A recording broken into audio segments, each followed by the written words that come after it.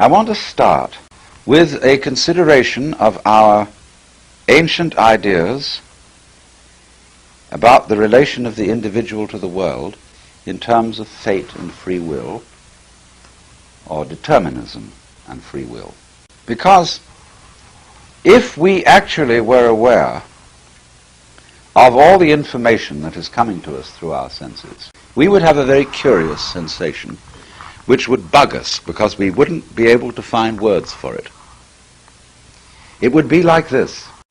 You would first of all realize that if you didn't be so selective, in other words, if you didn't pay attention to this detail and that detail, but were just simply aware of it all in general, you would get the funny feeling, in the first place, that you were just a puppet, that you were automatically responding to all kinds of physical and social influences around you, and that you couldn't help yourself.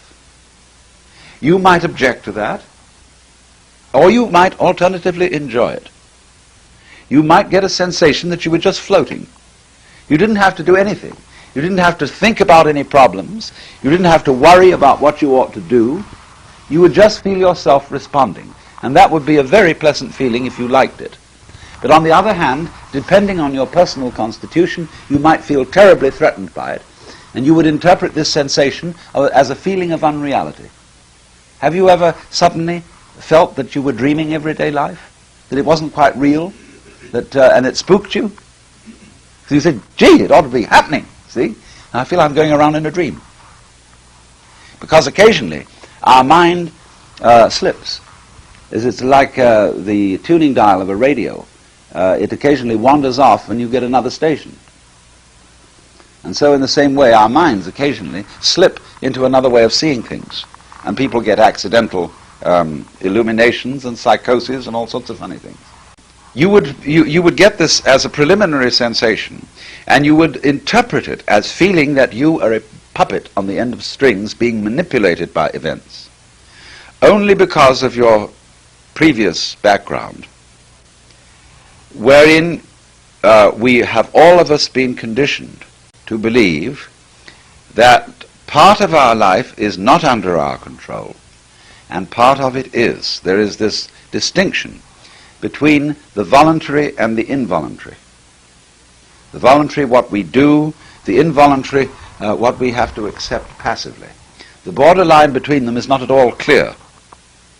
Breathing, for example, is something we have to go on doing, and yet you can acquire the sensation that you are doing the breathing and controlling it according to your will. It's a very vague distinction here. But if you took in all the information, see, you can feel yourself making a decision out of the blue. You say, I'm going to do that, like that, you see, and you don't have any awareness of anything that leads up to it. It just happens, you see. And because that awareness is screened out, you interpret this act of making a decision as a different kind of act from breathing or from growing hair. Well, actually, it isn't different. But we think it's different because of unawareness. When you make a decision, it happens, as the Chinese say, ziran, shizen, of itself, naturally, spontaneously. But we feel that there are things that happen of themselves in contrast to certain things that I do, and that is because of incomplete awareness.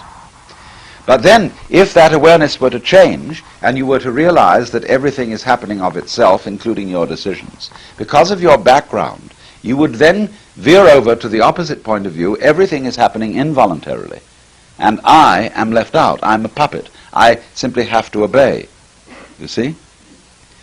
But this would be incorrect. The point is rather this.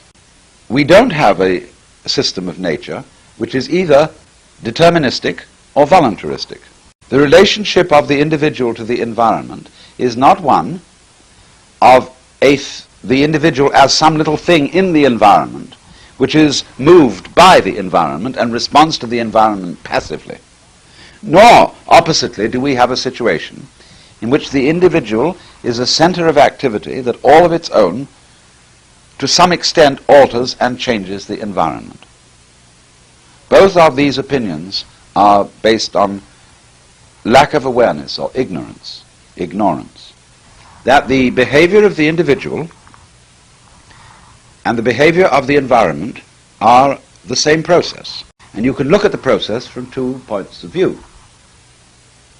You can look at it from the point of view of it's all happening to me, or you can look at it from the point of view I'm doing it. These are just two poles of two ways of looking at the same thing. If, for example, you realize that your neurological organization is creating the external world. In other words, there is no such thing as light, weight, heat, color, shape, except in terms of the human nervous system or some other animal nervous system. Then from that point of view you can see your nervous system as evoking the whole universe. But you can take an opposite point of view, which is equally true, which is that the human nervous system is something in the external world and is entirely dependent on sun and air and light and temperature and so on and so forth. Both points of view are true, but we have not yet, especially in the West, become aware of a logic which can integrate them. And so when we first come to experience this thing as being so, we tend to interpret it in terms of our old logics and our old ways of thinking. So that one person may say, on feeling this, I feel as if I'm just floating around, passively responding to the operations of nature. And another person going to the opposite extreme will interpret this experience as saying, I suddenly realize I'm God, that I actually govern and control everything that happens. These are two ways of looking at exactly the same thing. The point being, then, that there is just one process which is equally the behavior of the organism and the behavior of the environment. That you can look at this process from many points of view, define it in many ways, but you can't really split it up. And so the consequence of this, although I'm not going into this at the moment in any full way, is to learn to act and behave in terms of this vision of the world. Not as you're acting upon the world, not as it acting upon you, but as the unfoldment of a process which, as you understand it, you become more intelligent and act more intelligently. Intelligence is a function of the degree to which you realize that your behavior is one with the behavior of the rest of the world. The more you realize that, the more, one would say, you appear to be better in control, although you're not actually controlling. The difficulty, the essential difficulty that lies in the way of most people seeing this is the fixed notion that the world consists of separate things and separate events. As Teilhard de Chardin put it, the only real atom is the universe. The word atom, you see, in Greek, is atomos. Non, tomos, cut. The uncut. It's the same idea as in Lao Tzu. The uncarved block as a great symbol of naturalness. What cannot be further divided? And so de Chardin says it is the universe that is the only real atom. Because if you take anything out of the universe and separate it, you will find it is raveled at all its edges. It is not, in other words, cleanly divisible. But this is something which is left out of our ordinary awareness. Because in our ordinary awareness, we overlook the connections that go between so-called things and so-called events, and make them actually nothing but aspects of one event. It's as if we were looking at everything through a sort of Venetian blind, where intervals are ignored and cut out. Our senses are, of course, as we know, screening devices. The eye responds to a very narrow spectrum of the various forms of light vibrations. We do not see X-rays or cosmic rays. And likewise, our ear responds only to a rather narrow spectrum of sound. We keep screening out. And therefore, not only do we screen with our senses, with the organs of sense, we also screen with the thinking systems by which we interpret what we sense. It's a further act of screening. And so as a result of this, there are gaps. And these gaps are symbolized by the fact that we ignore space. We think, as we all sit around here in this room, you see, that the spaces between each of us as we sit here is nothing at all. It's not important. But actually, it's tremendously important. The spaces between people, and space as a marvelous thing in itself, is as important as, for example, the intervals between tones in music. It is the intervals and the hearing of the intervals that enables you to hear melody. And so it is the space between everything, which instead of being something that divides, it joins. But we ignore it and don't see that space, like the diaphragm in the radio. Space is that in which everything happens, and without space, no happening. It's fundamental, but ignored. And there are many other things besides. All kinds of mutual influencing, constantly going on. But this is ignored because, for one reason, for two reasons. One, we don't have time to bother with it. We don't think it's important. And we don't think it's important because we have been trained to regard only certain things as important. And that's why in the process, say, of meditation, as it's understood by Buddhists and Taoists, you stop valuing and putting a price on all the various things that you could be aware of. You stop thinking, and you are simply aware, and it suddenly strikes you then that everything is equally important. And you start being amazed at things that you never were amazed at before. Absolutely fascinating. You hear the sound of water, and that's quite as important as anything I've got to say. Only you don't translate it, see? The wisest thing I heard in Japan when I was last there, from Morimoto Roshi, he said, the sound of the rain needs no translation. We were talking about translating Buddhist texts into English. He said, you don't need to do that. The sound of the rain needs no translation. So when you get that perspective, and you realize that the divisions of one thing from another are all conceptual. Cut out the concepts and see it afresh.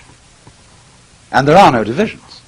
There are connections. It doesn't mean that in the continuum of the physical world that there are no lines, that there are no solids and spaces and all this kind of thing. It doesn't mean, in other words, that if you saw the world correctly, it would all become a homogenized mass. A lot of people think that that is the nirvana. You know? That doesn't mean that at all. It stays just exactly as you see it now. But it has a completely different sense to it, in which all the wiggles in this world are not separated, but it's a continuous wiggle. I'm greatly interested in the philosophy of wiggles, because this is a wiggly world. Look at the hills. As you fly, as I've just been flying, getting some perspective of nature from an airplane, and its clouds and mountains, all wiggles. But just every now and then one sees these little squares and rectangular patterns and things, and you know that's human beings, busy trying to straighten things out.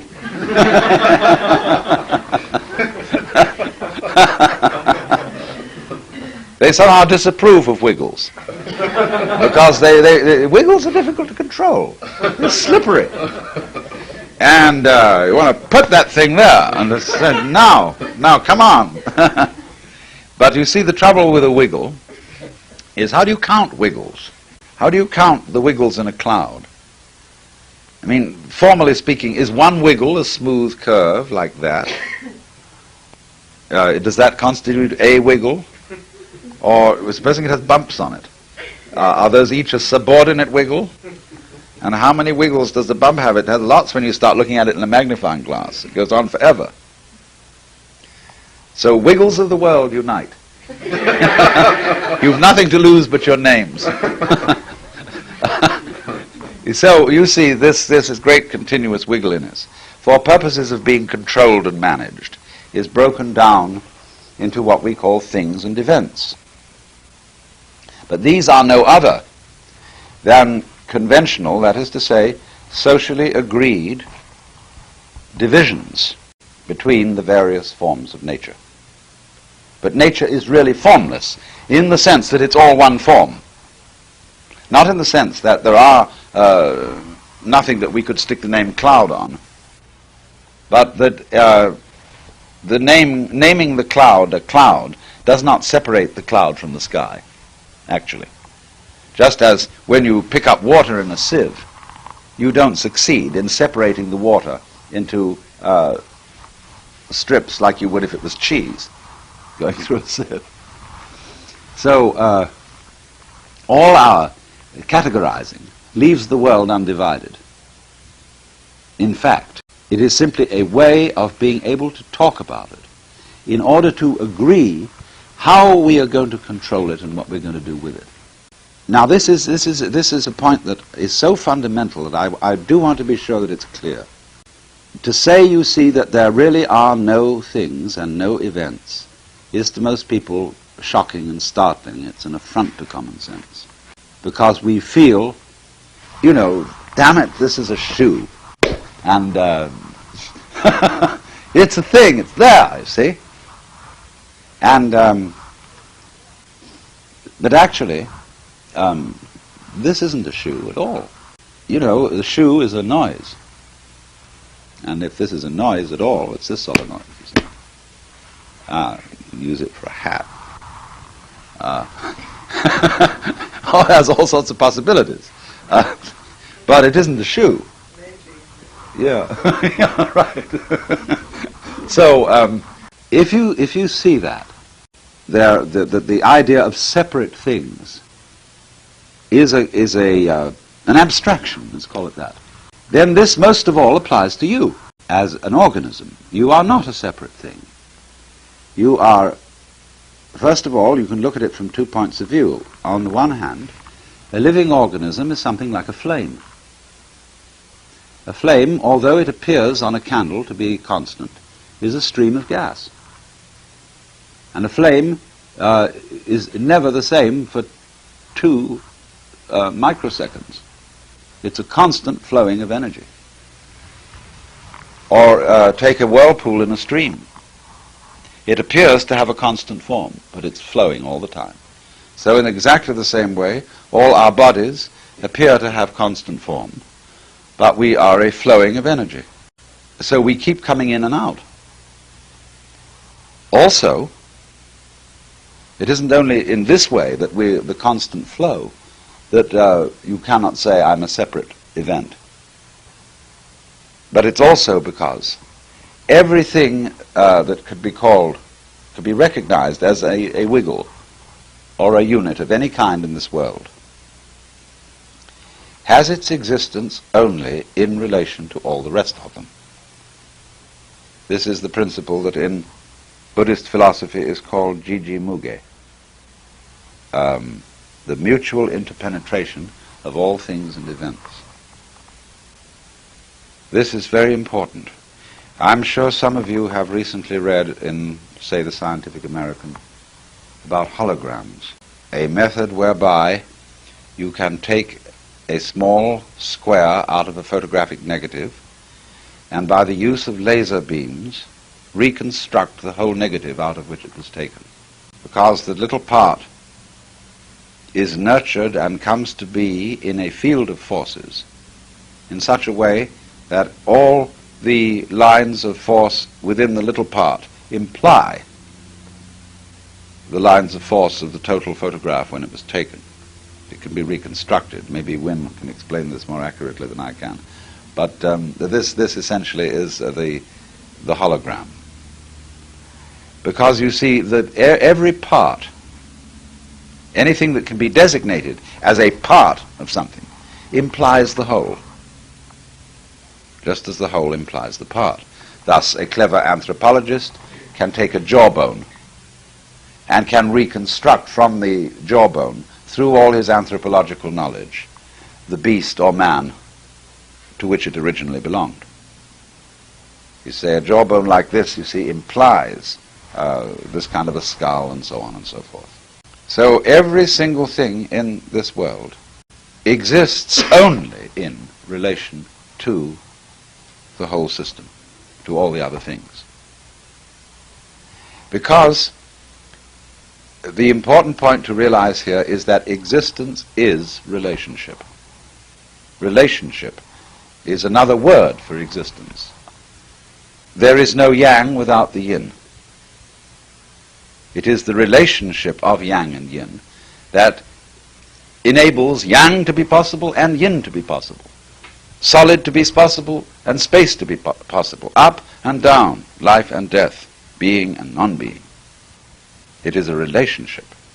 So that, for example, if I have a drum, but there is no skin on the drum, it doesn't matter how hard I hit it, it will make no sound. Because the sound is the relationship of the drum skin and the hand.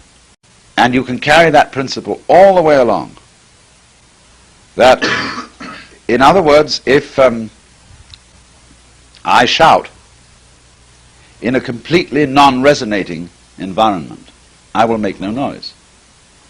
In other words, if I shout in a vacuum, there is no sound. Because I have to make waves, you see, and I can't make waves if there's no water. So the existence is relationship all the way along. And fundamentally then, the relationship of all of us together, of all society, constitutes every one of us. We are, as individuals, as personalities, what we are in terms of a human community and of an interlocking complex of communities. And you may remember when you were children, I remember it very vividly, how my personality changed in relation to each community that I went into. In other words, I was one boy at home. I was a completely different boy among my peer group in school. I was another boy altogether when visiting my uncle. And I've realized I had all these different personalities in relation to different communities. And eventually, I put them together in some sort of way and integrated. But I feel still, although I've got them more or less together, I like to come on differently in different sets of people and play the joker, which instead of playing a fixed role, and you can say, well, is that always you? Can we rely upon you always to have this sort of behavior, mannerisms, and reactions? You say, no, I'm not going to get fixed up in that. I'm going to play tricks. But you did notice that, you see, when you were a child, because, you see, you were being defined all the time by the groups you were in. And so you are what you are as a person, that is to say, as playing a role in life, in relation to the groups around with which you move. And that is a little model of the fact that everything is what it is, in its place. Now, for example, it has been a sort of convention of scientific thought hitherto, especially in the kind of science of the 19th century, to try to understand anything and say what it is by a process of analysis. You understand it by asking, what is it made of? How is it composed? How was it put together? And so you dissect it. You get your microscopes out, and you try to dissolve it down to the smallest possible component parts. And that gives a certain explanation of it, you see. But what is equally important is to look in the other direction. A thing, what anything is defined not only in terms of what it's made of, but of when it is and where it is, its context in time and space. Just as the meaning of a word is dependent on the context of the sentence or the paragraph or the book in which it is found. So, likewise, we with our rather myopic way of looking at things, because analysis, the ability to analyze and to think analytically, comes from great skill in dividing wiggles. See, you may think that this is a very, very fine wiggle, you see, but I can make wiggles so little that you can't keep track of them because you're not as sharp as I am, see. I'm going to make wiggles that we're going to have a little competition. Who can make the smallest wiggle and keep track of them? Because that's the test. If you can keep track of them, and you can prove it to someone else, because if you get down so small nobody can keep track of you, then they don't know whether you're a charlatan or not. But if you can keep track of the wiggles and prove to other people that you kept track of them, see, this is the whole game of scholarly one-upmanship. If you can keep track of it, same with certain kinds of music, you see, you can do very complicated rhythms, and they'll believe you if you can do it again. And it's not enough to do it once. They say, do that again. Oh, was that a fluke? That shows, you see, you're in control, and you've been able to count out the beats. So, through the analytical mind, it pays attention to the details. We have got great skill in doing that. But you do that at the expense of neglecting completely the other side of things, is in what context does every individual wiggle happen. See, that's just the other side of it. It's very important to define the wiggle. But you can't define the wiggle unless the wiggle has an environment. The outside of the wiggle is as important as the inside. So in the same way, everybody has an outside and everybody has an inside. We identify ourselves with what is inside. Say, that's me. And thereby ignore the fact that what is outside you is just as much your outside as what is inside you is your inside. And that's always overlooked. And I mean, when I talk about your outside, I don't mean just the surface of your skin. I mean everything outside your skin. That's your outside. And if that isn't functioning in a certain way, the inside doesn't function either. They go together. It's like when a snake moves. The snake makes a curl, and so one side of it is convex and the other side is concave. Which side moves first? Why, they both move together. And so in the same way, the inside world, the outside world are not different. In the sense that they're not separate. They're different, yes. One's inside, the other's outside, but they're not separate. They move together. Only we're unaware of it, in the ordinary way, through a kind of psychological myopia, of fixing on, of being hung up on certain ways of looking at things. There's a Buddhist word, klesha, in Sanskrit, bonno in Japanese, that we normally translate attachment or defiling passion. The exact translation of klesha in modern American is hang-up. It's a perfect word for it, to have a hang-up. And so to be hung up on a fixed way of looking at things, that the world is only divided in this way and that way and the other way, is to fail to see what I've been describing then as the going togetherness, the inseparability of all insides from all outsides and vice versa, and of all organisms from their environments and vice versa. You can get this very clearly when you realize that if you get hung up on the viewpoint of separateness, then even your body is not a unity. You are just a mass of cells. And if then you take in physics, you're not even cells, you're molecules. Not even molecules, just atoms. Not even atoms, just subatomic particles, wavicles or whatever. And you disintegrate everything into that, and you realize that there are vast spaces between all these tiny little wiglets, whatever they are, wavicles. Huge spaces.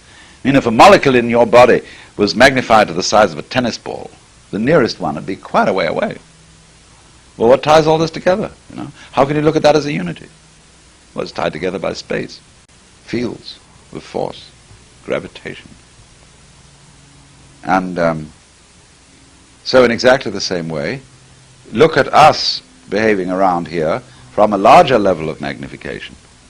And you can very easily see that we are just as tied together as the molecules in our hands. And that generation after generation, you know, we come and go. You look at the leaves coming on the trees in the spring, and you can say, you can describe this in so many different ways. You can say these are new leaves.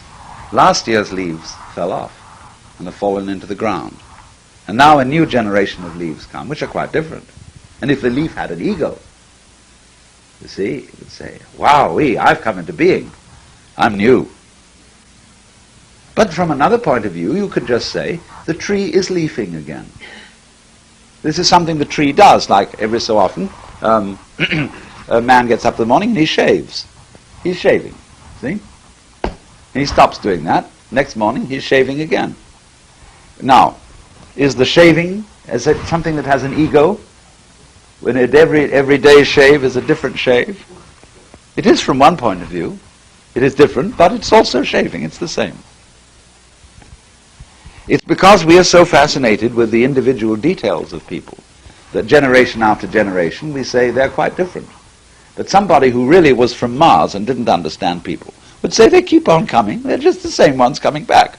So every year's leaves are the same old leaves coming back, see?